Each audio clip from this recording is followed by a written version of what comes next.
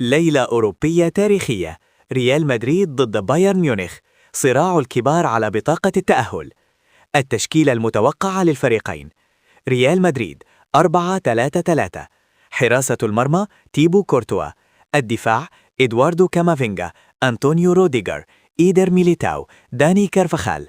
الوسط جود بيلينغهام، فيدريكو فالفيردي، أوريليان تشواميني. الهجوم فينيسيوس جونيور، كيليان امبابي، رودريجو. التشكيل بايرن ميونخ 4-2-3-1.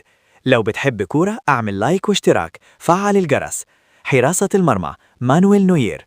الدفاع ألفونسو ديفيس، كيم مينغاي، دايوت أوباميكانو، يوشوا كيميش. الارتكاز ألكسندر بافلوفيتش، كونراد لايمر. الوسط الهجومي جمال موسيالا، توماس مولر، ليروي ساني. الهجوم هاري كين. إحصائيات الفريقين في دوري أبطال أوروبا. لو بتحب كورة اعمل لايك واشتراك، فعل الجرس.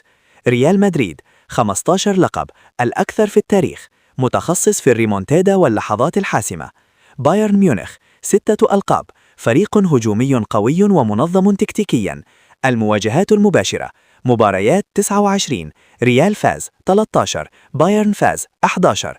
الأهداف متقاربة جدا، ده يوضح أن المواجهة متكافئة تاريخيا. التحليل الفني قبل المباراة 3 دقائق. ريال مدريد: لو بتحب كورة اعمل لايك واشتراك، فعل الجرس. ريال مدريد داخل المباراة وهو متأخر 2-1، وده معناه انه لازم يهاجم من البداية. طريقة اللعب: الاعتماد على السرعة في الأطراف، فينيسيوس لا إمبابي. تحركات بيلينغهام بين الخطوط، الضغط المتوسط والتحول السريع. أهم مفاتيح اللعب: استغلال المساحات خلف ألفونسو ديفيس، الكرات الطويلة خلف دفاع بايرن، التسديد من خارج المنطقة.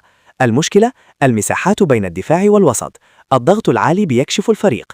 تحليل بايرن ميونخ: لو بتحب كورة اعمل لايك واشتراك، فعل الجرس. بايرن داخل اللقاء بأفضلية الفوز 2-1، وده بيديله راحة تكتيكية. طريقة اللعب: ضغط عال جدا، بناء سريع للهجمة، اعتماد على الأطراف زائد العمق، موسيالا. أهم مفاتيح اللعب: تحركات جمال موسيالا، إنهاء هاري كين، خبرة توماس مولر. المشكلة: الدفاع بطيء أمام المرتدات، المساحات خلف الأظهرة.